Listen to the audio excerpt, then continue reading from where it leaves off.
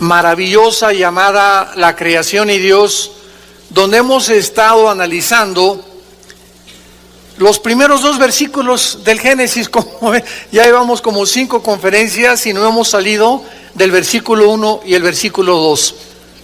¿Por qué? Bueno, esta serie vamos a tratar de analizar solamente no todo el libro del Génesis, porque ya alguna vez en el pasado, lo pueden ustedes conseguir, tenemos la grabación y las conferencias de casi 40 capítulos del libro del Génesis, versículo por versículo, con los patriarcas, la creación, pero me quise enfocar en estas últimas semanas o meses, nada más en los primeros 2 capítulos del Génesis. En los primeros 2 capítulos del Génesis, que ustedes no se imaginan, les motivo para que compren las conferencias anteriores, La Creación y Dios se llama la serie, no se imaginan los secretos que se encuentran escondidos en los primeros 2 capítulos del Génesis, donde la Biblia relata la creación del universo y donde el Espíritu Santo nos comienza a mostrar que lo que sabemos, como dice 1 Corintios 8, no lo sabemos como lo deberíamos de saber. En otras palabras, yo he aprendido en los 41 años que ya tengo, no de edad, sino de cristiano y de predicar la palabra de Dios. Yo comencé a predicar la palabra en 1977. Ahí comencé como misionero en la sierra de Guerrero con Oaxaca. Estuve 3 años en la sierra con los indígenas, durmiendo en el suelo, tapándonos con periódicos. Ya en 1980 entré a formar parte de un equipo con un evangelista muy famoso, Luis Palau. Y en 1982-83 formamos Vida Nueva para México.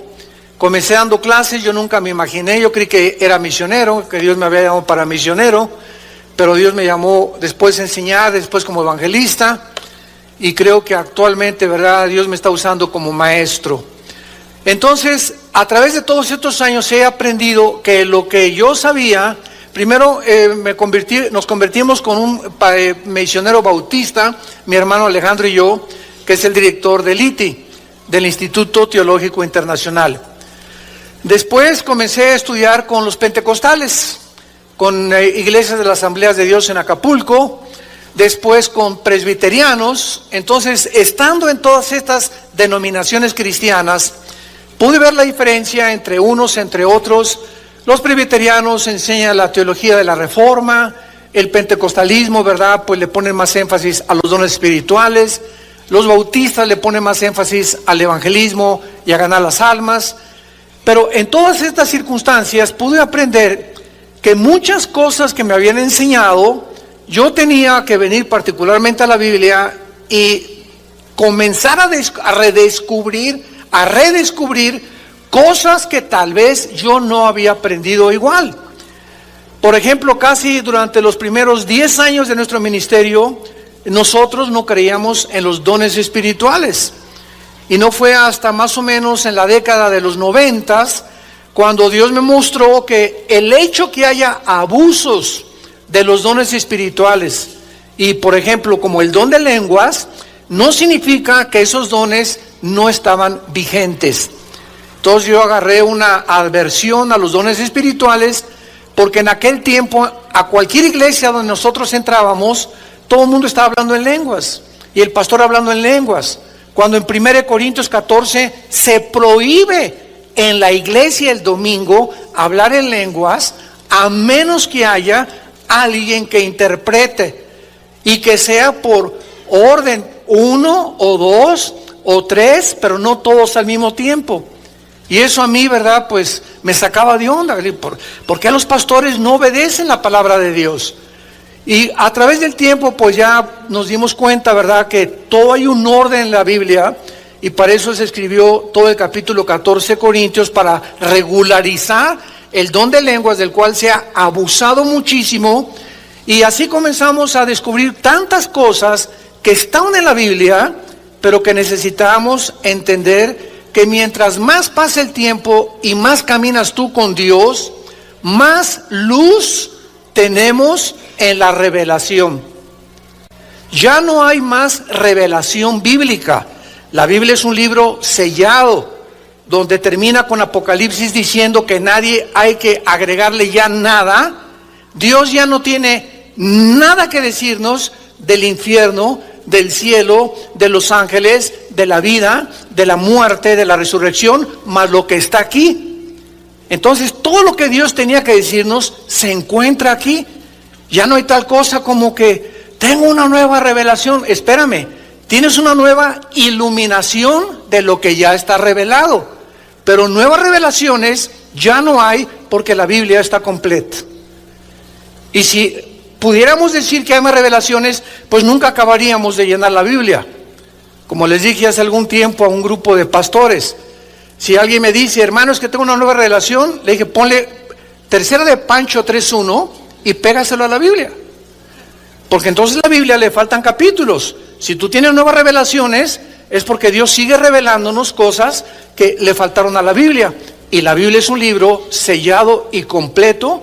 Y hay de aquel, como dice Gálatas 1, que os anuncie un evangelio diferente que el que hemos recibido de los apóstoles, los cuales pusieron el fundamento de la palabra de Dios. Y así pasa cuando venimos a las profecías, cuando venimos al libro del Génesis.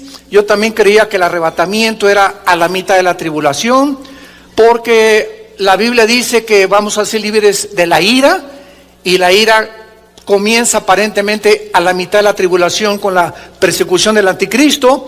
Después modifiqué mi manera de pensar, y claro que ahora es inequívoco, ¿verdad?, la forma en la que la iglesia va a salir de la tribulación. Y no vamos a atravesar la tribulación, vamos a salir antes de los 7 años. Se llama el pretribulacionismo, porque está clarísimo con las profecías de Daniel. Entonces, cuando pones en la Biblia Ezequiel, Daniel, Zacarías, Apocalipsis, y armamos el rompecabezas completo, tenemos la visión de poder entender claramente, sin sacar algo de Daniel o algo del Apocalipsis y no tomar en cuenta las demás partes de la Biblia. Ahí es cuando se forman herejías. ¿Qué es una herejía? Es una verdad llevada al extremo, nada más. O sea, las lenguas existen, pero llegó el momento que comenzaron a enseñar que si tú no hablabas en lenguas, no tenías el bautizo del Espíritu Santo. Eso es una herejía. ¿Por qué es una herejía? Porque si una persona recibe a Cristo y le falta algo, es una persona mocha. Es como un niño que nace y que te falta el páncreas, o naciste sin el hígado. Espérame, eres un fenómeno, no eres una persona completa. Entonces, cuando nacemos en Cristo, estamos completos, dice Colosenses capítulo 2, y no nos falta nada. Hemos sido convertidos, transformados, regenerados por el Espíritu Santo, ungidos con el Espíritu Santo y bautizados con el Espíritu Santo en el momento de la conversión. No nos falta nada más que crecer en la gracia y el conocimiento de Cristo y mantener esa llenura que viene después. Pero ya tenemos al Espíritu Santo, ya fuimos bautizados y unidos a Jesucristo, ya hemos sido ungidos y no hay otra unción. Acuérdense ustedes en muchas iglesias, ¿verdad? ¿Cómo que otra unción más fresca? O sea, ya no hay más unciones. Dice 1 Juan capítulo 2, 21, que la unción que recibimos permanece en nosotros.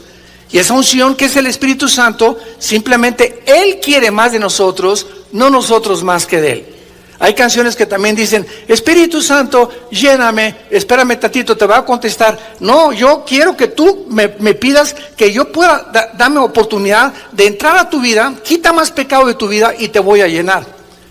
No es a la sopa marucha, no es instantánea. Queremos más de ti, Señor, queremos más de ti, Señor. Él es el que quiere más de nosotros, no nosotros de Dios. Él está esperando que nosotros le abramos más campo en nuestra vida, más santidad en nuestra vida, para que Él pueda llenarnos más con su Espíritu. Entonces vemos que a través del tiempo vamos entendiendo muchas cosas. Y es igual con la oración. Comenzamos a orar y vamos a reunirnos a orar, hermanos. Y comienza un hermano, y el otro por acá y el otro por allá. Oye, cállense por favor todos. La Biblia dice que cuando alguien ora, nos pongamos de acuerdo en el que está orando. ¿Cómo ponemos de acuerdo si todos están orando al mismo tiempo? Pero son costumbres que entraron a la iglesia cristiana. Entonces, cuando hay una reunión de oración, no estamos todos, por acá, y sí, Señor, y no, por acá, Señor. Total que no me dejan ni orar.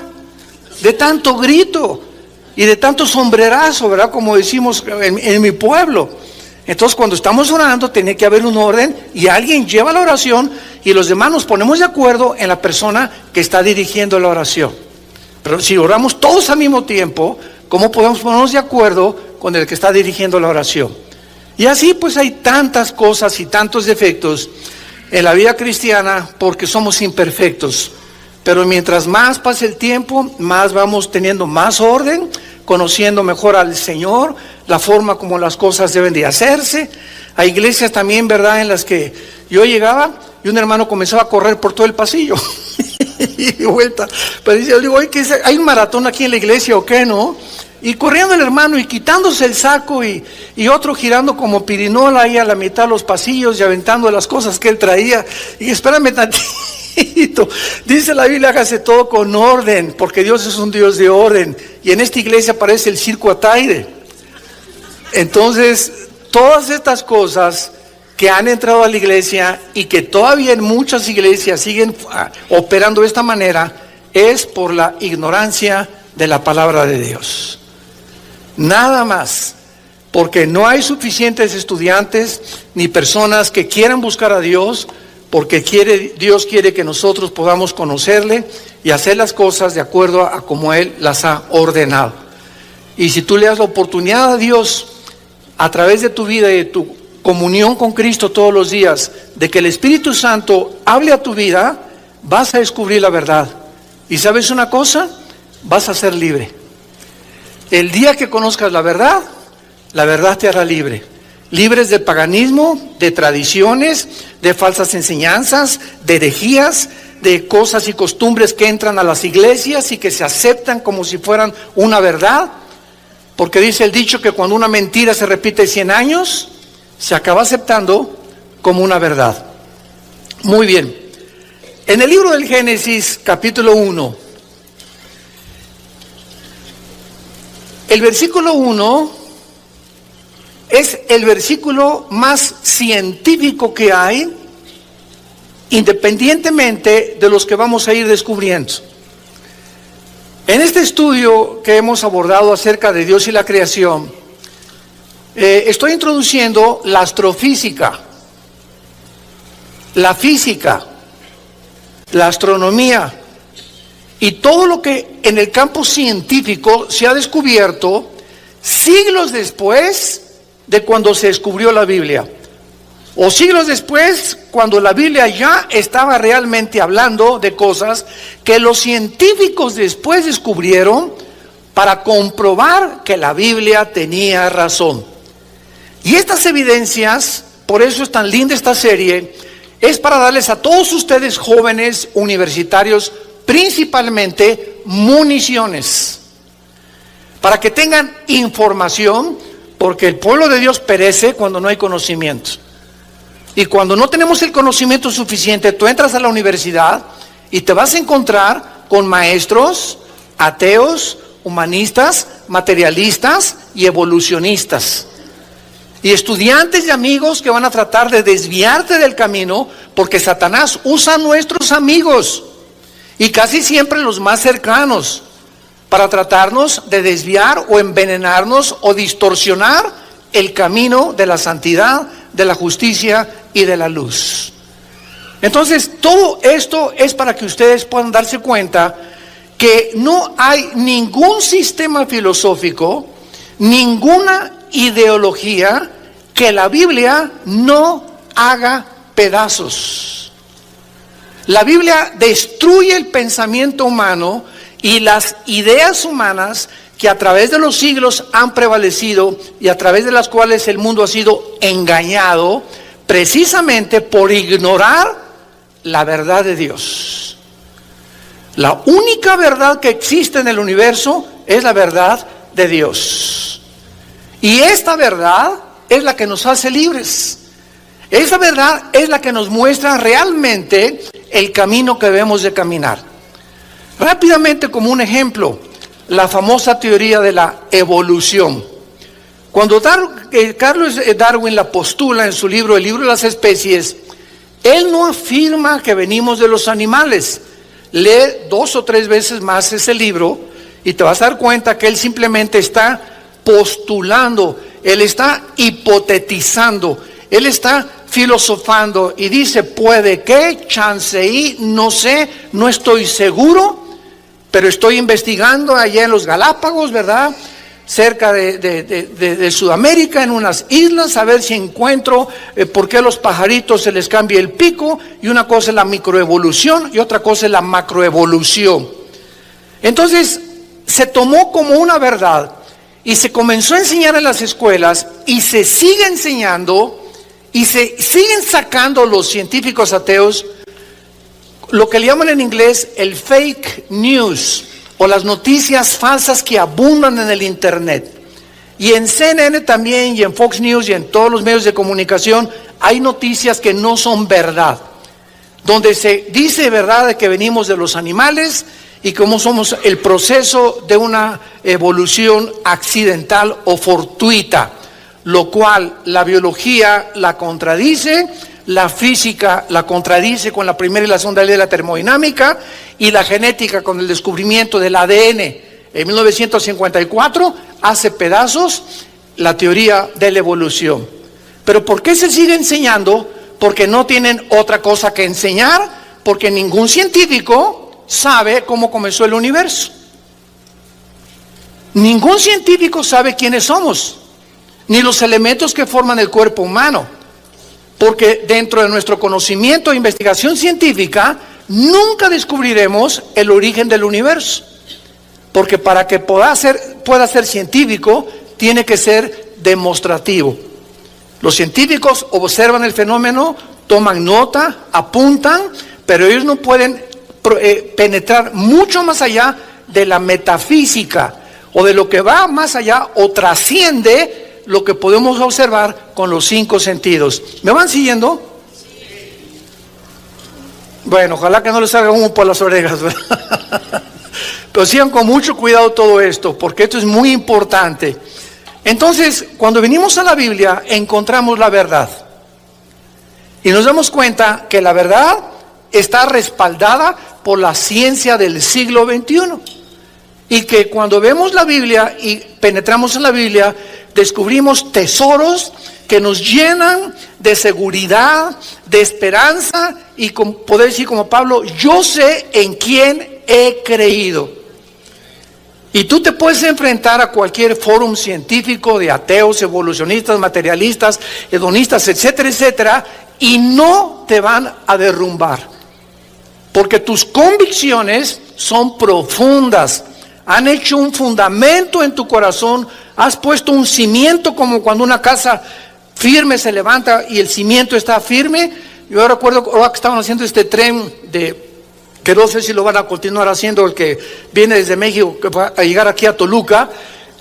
Cuando me puse a investigar, penetraron como 50 metros de profundidad las personas que estudiaron el subsuelo para poner las columnas donde el tren iba a pasar. O sea, se tenía que profundizar grandemente en la tierra para poder poner un cimiento y aguantar un tren, y un temblor no pudiera derribar la cimentación. Entonces, mientras más profundo sea nuestra cimentación, más resistes los vientos de adversidad, lleno de engaños, de falsedades, de filosofías y de mentiras, de ideas de hombres como tú y como yo, Sigmund Freud, Carlos Marx, Friedrich Nietzsche, Jean-Paul Sartre, Bertrand Russell, Richard Dawkins, Stephen Hawking, hombres como tú y como yo. Ninguno de ellos fue Dios. Ninguno de ellos conoce de dónde venimos, ni quiénes somos, ni a dónde nos dirigimos.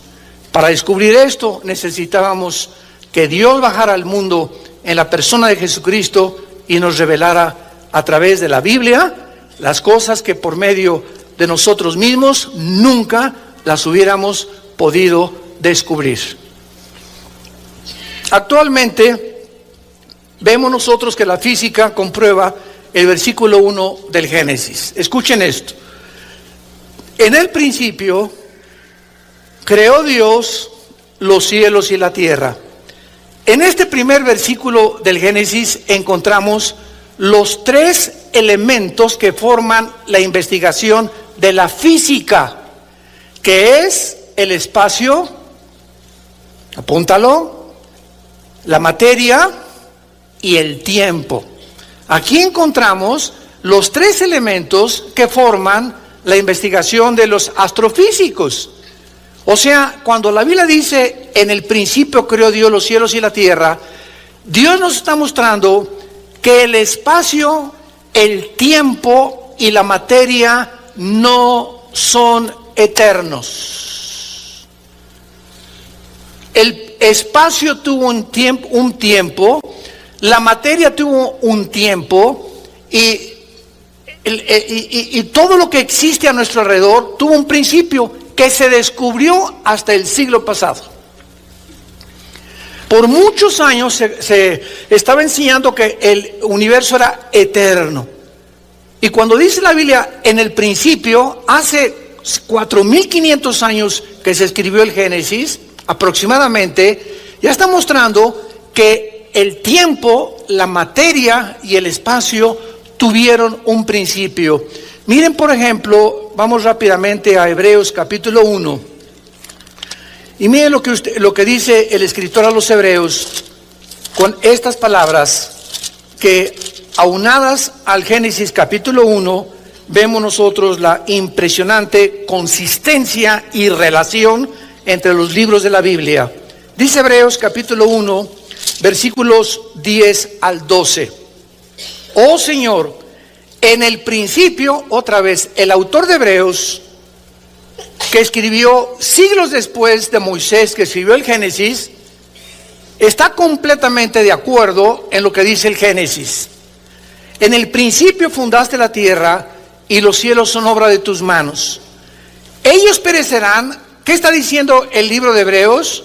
Que el universo, conforme a lo que los astrofísicos descubrieron y la astronomía descubrió, está en un proceso de decadencia. Se llama la segunda ley de la termodinámica, o también se llama en la física la ley de la entropía. Todo en el universo está sufriendo un desgaste, un deterioro, todo se echa a perder, todo se oxida. El Sol está perdiendo millones de toneladas masa por segundo. Las galaxias están expandiéndose cada vez más. Las estrellas están desapareciendo. Hay muchas estrellas que en la noche salimos y las observamos y ya no existen. Pero desaparecieron hace 3, 4 millones de años. ¿Pero por qué las seguimos viendo? Porque la luz viaja.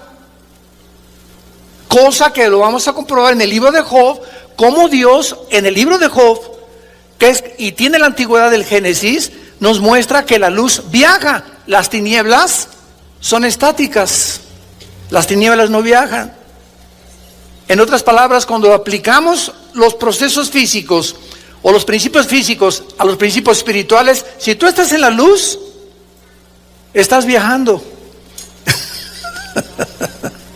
Y si tú estás en tinieblas y no tienes a Jesús, eres una persona que no vas a llegar a ningún lado. Estás como trompo, así nada más dando vueltas como en el desierto. Ya tienes 10, 15, 20 años en tu vida. No has llegado a ningún punto en tu vida, porque solamente cuando estás en la luz viajamos en línea recta. El camino del justo es como la aurora, que va en aumento hasta que el día es perfecto. El justo, el cristiano, va y cada vez sabemos más, cada vez hay más luz, cada vez aprendemos más, cada día nos da gozo levantarnos en la mañana, y nuestra mente es llena con la palabra de Dios, con las sorpresas que Dios tiene para con nosotros. Nunca caemos en una rutina los cristianos, o por lo menos no deberíamos de caer, con tantas maravillas que Dios tiene para aquellos que le aman de corazón. Y dice el libro de los Hebreos: ellos perecerán, o sea el universo, mas tú permaneces. Y se envejecerán como una vestidura. Como un vestido los envolverás y serán mudados, pero tú eres el mismo y tus años no acabarán.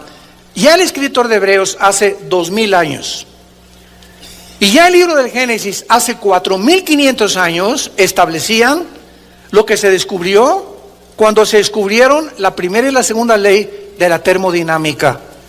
Nada se crea ni se destruye y todo sufre un deterioro, una oxidación, todo se envejece, el universo está a punto de desaparecer. El universo es como un reloj que se le dio la cuerda y se le está acabando. Y lo estamos comprobando en el siglo XXI con la increíble avance de la tecnología moderna y también la ciencia. Muy bien. Y el tiempo, no saben cómo me encanta enseñar, y me río, ¿verdad? Porque esto hace pedazos a los científicos, a los ateos, a los evolucionistas, a los materialistas, a los que se creen Pirulation.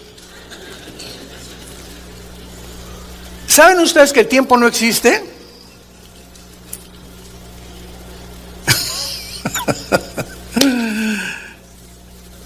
Si hubo un tiempo cuando comenzó el tiempo, vamos a ver, Dios habita la eternidad, ¿ok? Síganme con mucho cuidado. En la eternidad no existe el tiempo. Cuando Dios se revela a Moisés en Éxodo capítulo 3, Dios le dice a Moisés, yo soy el que soy. O sea, yo soy en el presente. Entonces, Dios es el Dios del presente. Si en la eternidad existiera el tiempo, pues hubo un tiempo que comenzó la eternidad. Y cuando hablamos nosotros de la eternidad, creemos que es un punto que comienza aquí y la eternidad es, nunca va a acabar esa raya. Pero no es la forma como la Biblia mide la eternidad. Es como la medimos nosotros. Porque si hay un punto donde decimos que aquí comenzó la eternidad y la eternidad es algo que continúa por los siglos de los siglos de los siglos, entonces la eternidad tuvo un principio. ¿De acuerdo? Pero la eternidad nunca ha tenido un principio ni ha tenido un fin. Dice en Isaías la Biblia que Dios habita la eternidad y con los quebrantados de corazón. Entonces Dios habitaba la eternidad y Dios es luz. En la eternidad no hay tiempo, en la eternidad no hay un principio. La eternidad es una dimensión completamente diferente que no hemos alcanzado a comprender. Síganme con mucho cuidado. Cuando Dios dice en el principio, Dios deja la eternidad y pone una dimensión nueva, que es la dimensión en la que tú y yo estamos viviendo, que es de 4 dimensiones. Nosotros estamos en un universo de 4 dimensiones, que es la altura, la profundidad, la anchura, y en 1942, en el siglo pasado, un científico alemán que huyó a tiempo del nazismo, llamado Alberto Einstein, descubre con una fórmula que él postula, que es la E igual a mc al cuadrado, la energía es igual a la masa por la velocidad de la luz al cuadrado, el tiempo. Entonces, Alberto Einstein introduce lo que la Biblia decía, que el tiempo es relativo. De ahí viene la teoría de la relatividad de Alberto Einstein. ¿Qué quiere decir? Pongan atención.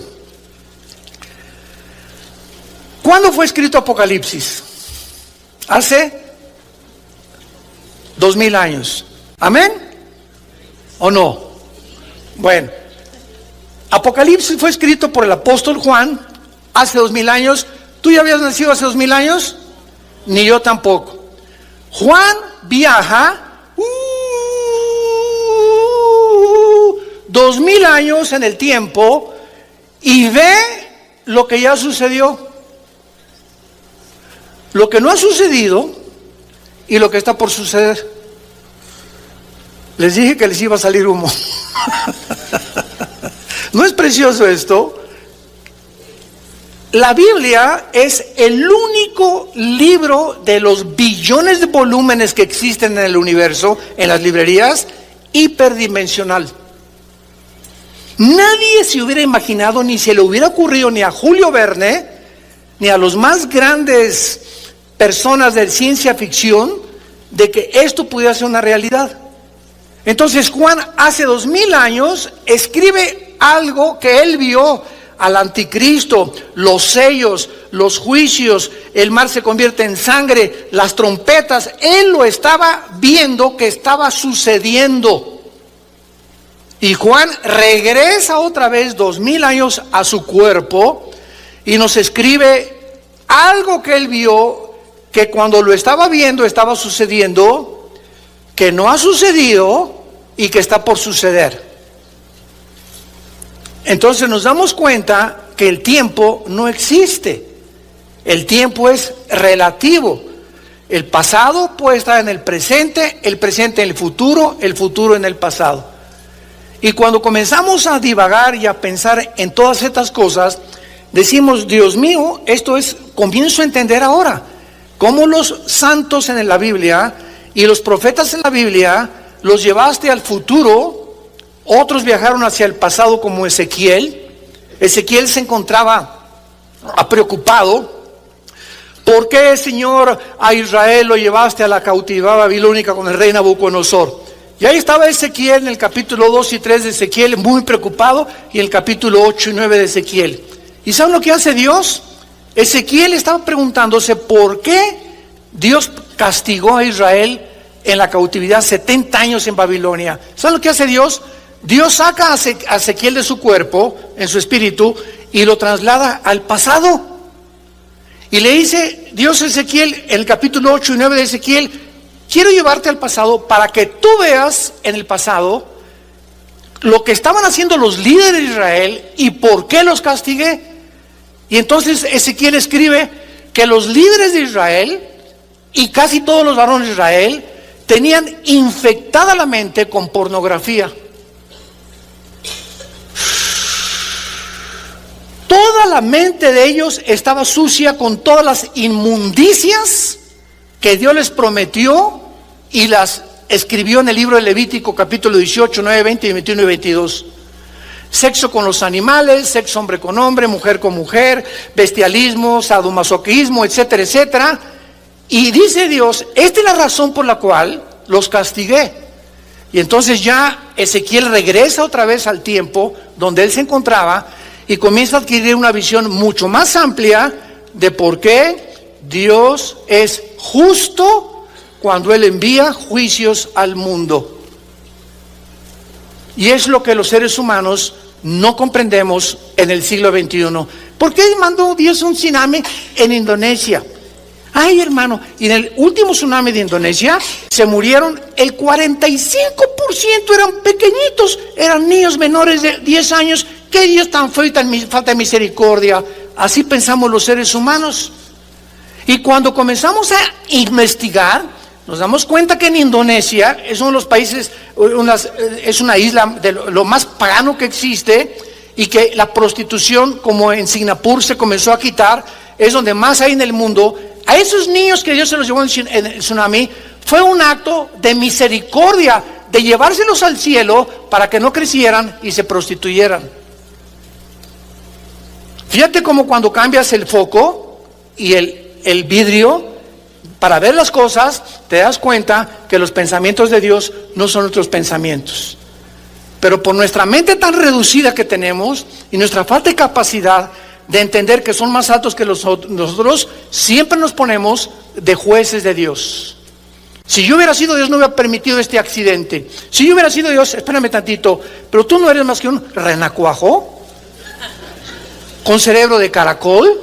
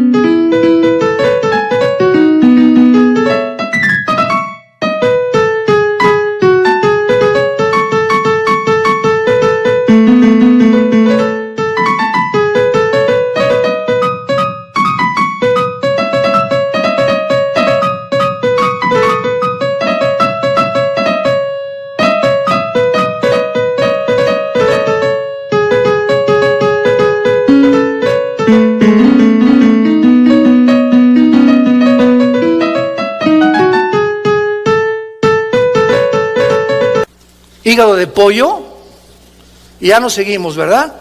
Comparados con Dios. En el principio creó Dios los cielos y la tierra, el tiempo, el espacio y la materia. La materia no se puede separar del espacio, ni el espacio se puede separar del tiempo. Son tres elementos indivisibles en la astrofísica y en la astronomía.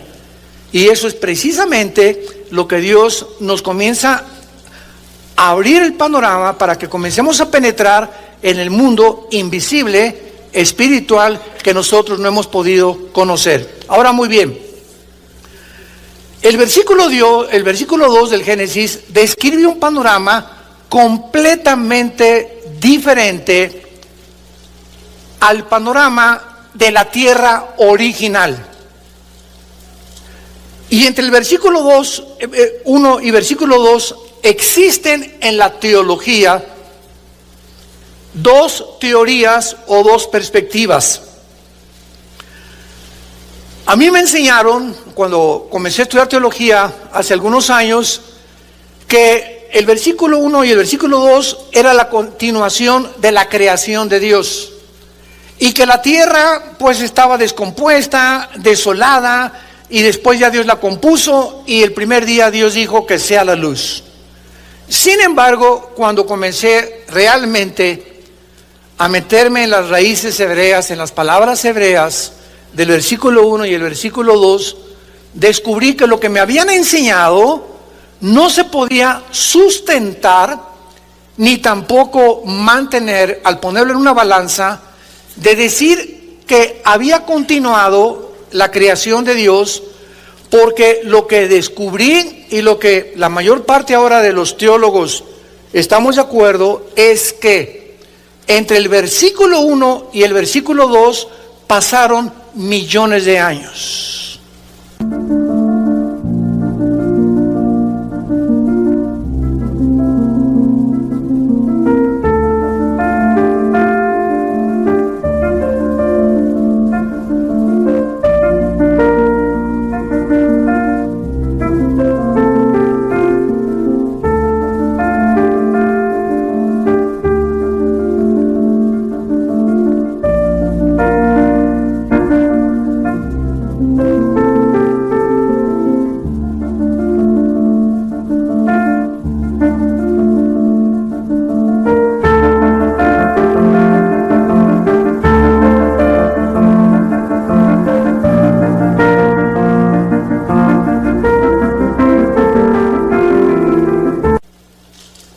Millones de años. Vamos por orden. En el principio, nosotros no existíamos. ¿Quiénes fueron las primeras criaturas creadas por Dios antes que nosotros? Los ángeles, los serafines y los querubines. Los serafines son criaturas que, dice Isaías 6, están arriba del trono de Dios.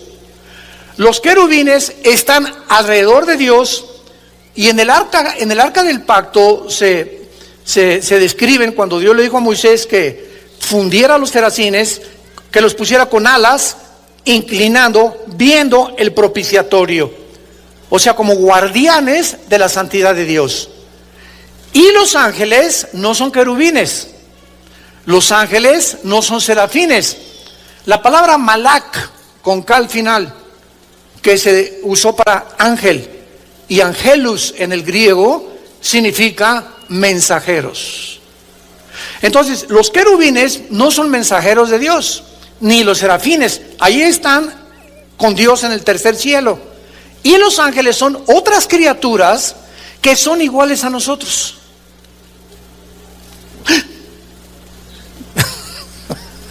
Siempre que la Biblia describe ángeles, los describe con cuerpos humanos. Génesis capítulo 18, cuando llega Jehová o Dios en forma humana a visitar a Abraham y a Sara, lo acompañan dos ángeles. Y cuando Abraham los ve, no dice, mira nada más, estos son marcianos o son jupiterianos, para nada. O sea, inmediatamente sintió en el espíritu que eran criaturas, ¿verdad?, divinas y les hace de comer. Y estas criaturas, estos ángeles, al mismo tiempo que adquieren cuerpos humanos, cuando se materializan en sus cuerpos, que no son como los nosotros, pueden comer. Cuando resucitó Cristo, ¿con qué cuerpo resucitó? Con un cuerpo humano. Y ese cuerpo humano lo continúa manteniendo Cristo por toda la eternidad. Así se ve en Apocalipsis capítulo 5, el cordero que fue inmolado. Y en Daniel 7, cuando él entra a la presencia de Dios. Entonces, Cristo cuando resucita con un cuerpo, ya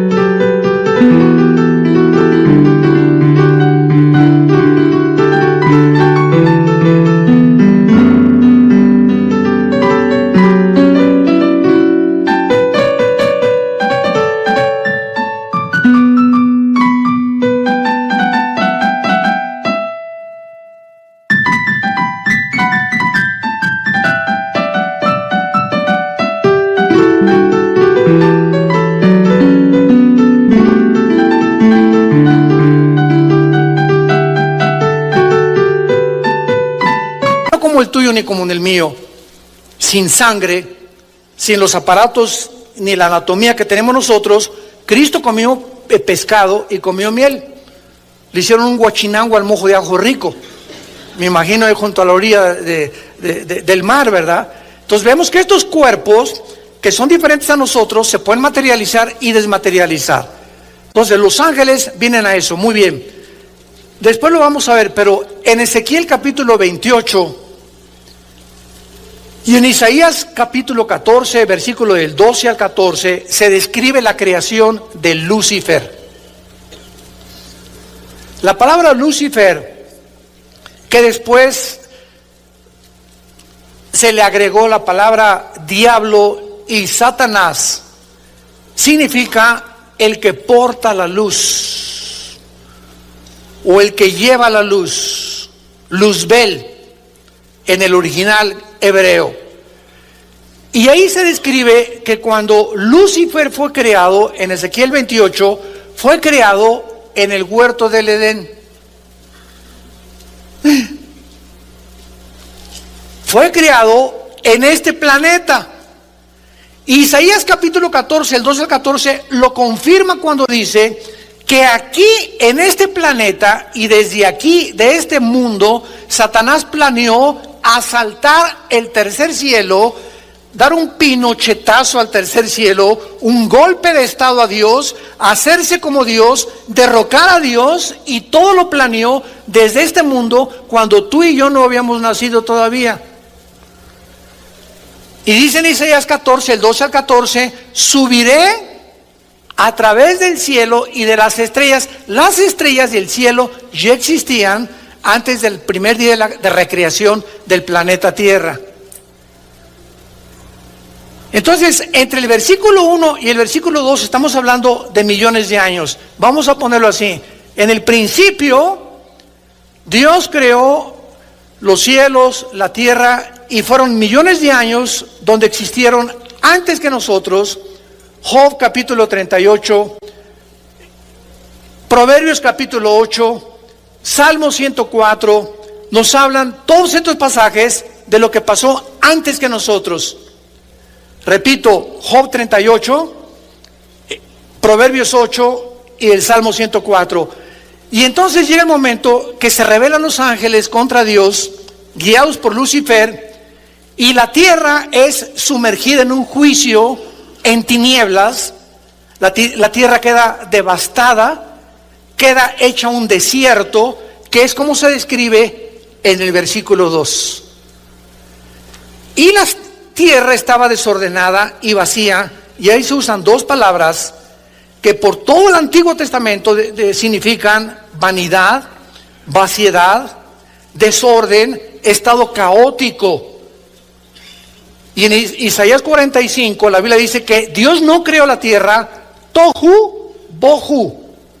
Tohu con H, bohu, que se tradujo desordenada y vacía. Dios no creó así la tierra. Y además, ya en el versículo 2 y 3 del Génesis, la tierra aparece cubierta de agua.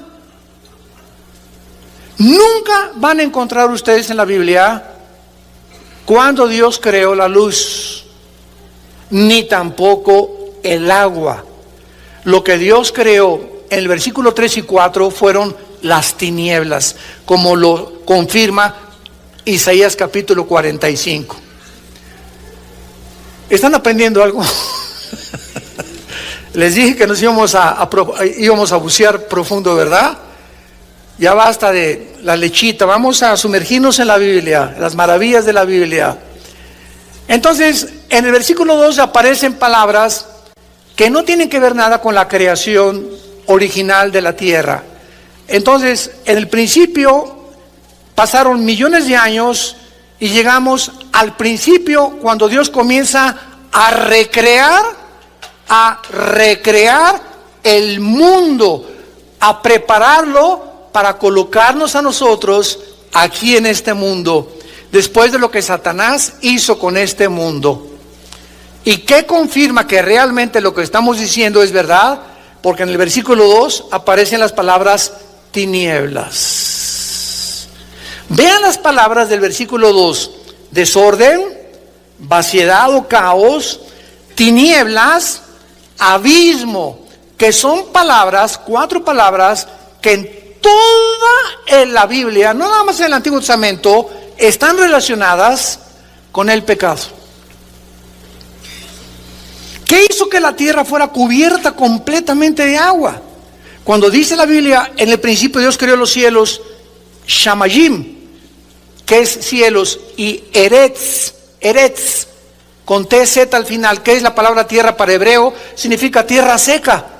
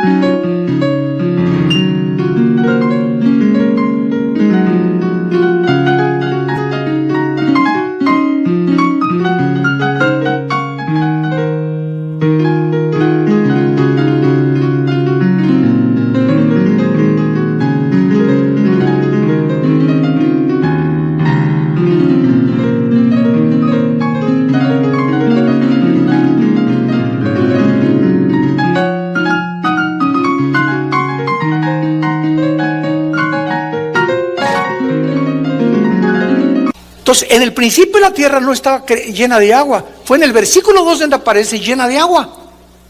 ¿Qué pasó entre el versículo 1 y el versículo 2?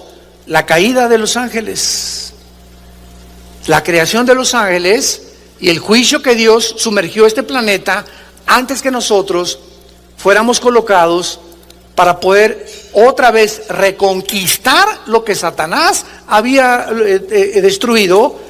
Y fuimos derrotados por él otra vez en el huerto del Edén. Y cuando Adán y Eva fueron colocados en el huerto del Edén, ahí estaba ya Hashash, que se tradujo en Génesis 3:1, la serpiente. Y esa palabra serpiente no es la palabra hebrea para reptil. O sea, esa serpiente de Génesis 3 no era un reptil, era un ser luminoso, que sabemos más adelante en Apocalipsis 12, la serpiente antigua que se llama Satanás. Muy bien, entonces vemos aquí claramente estas palabras: tohu bohu, desorden y vaciedad; tinieblas, que estaban sobre el abismo. ¿Qué es el abismo? Es el centro de la tierra donde se encuentran ¿quiénes? No.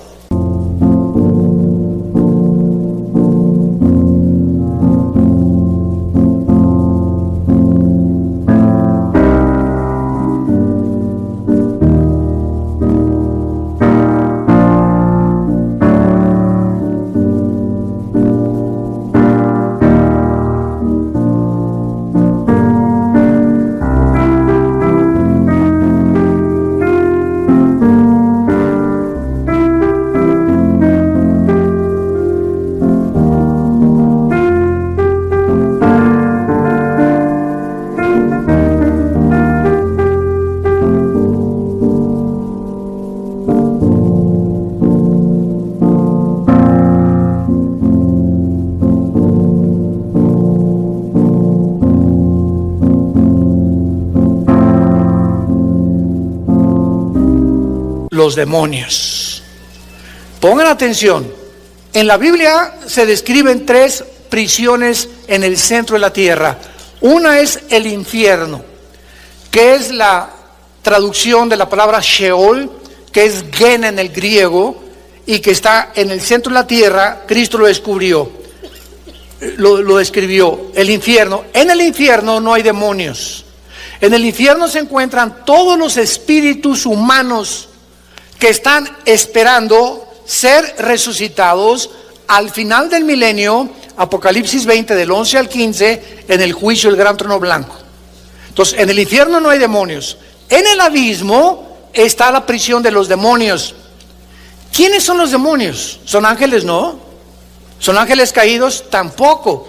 Son criaturas sin cuerpo que en un juicio de Dios lo perdieron, y ahora sí que, como dicen en Guanajuato, son las almas en pena, o la llorona, o hijos de la llorona.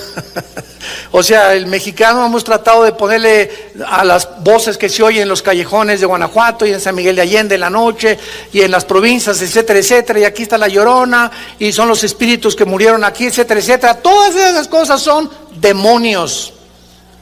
Cuando a alguien le hacen una limpia, los chamanes, en ese momento esa persona está trayendo demonios a su vida. Se llama brujería en la Biblia, Deuteronomio capítulo 18. Dios prohíbe las limpias, Dios prohíbe la bola de cristal, Dios prohíbe la adivinación, Dios prohíbe la comunicación con los muertos, el contacto con los muertos, el contacto con los espíritus. Todo esto pertenece a las tinieblas. Y si Dios es luz, 1 Juan 1, 5 al 8, y no hay ninguna tinieblas en él, ¿de dónde salieron las tinieblas del versículo 2?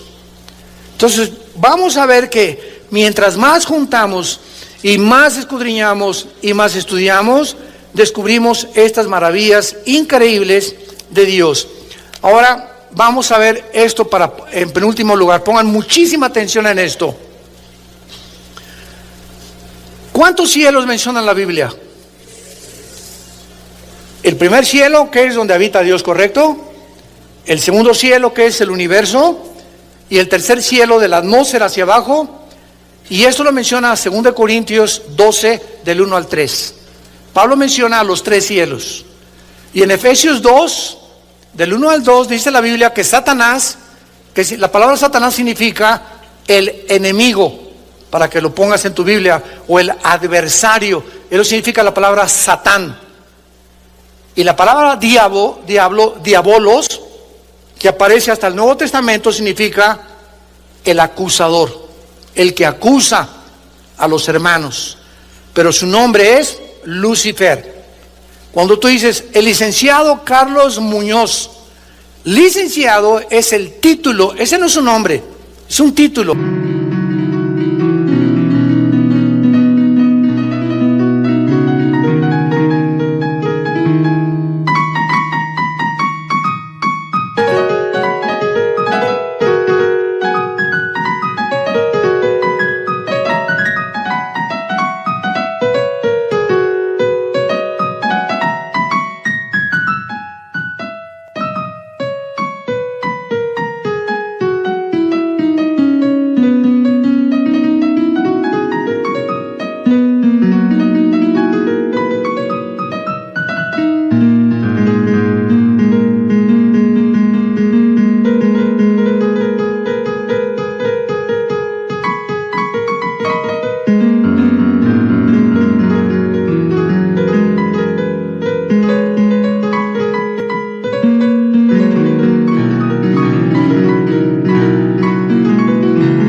O doctor o ingeniero.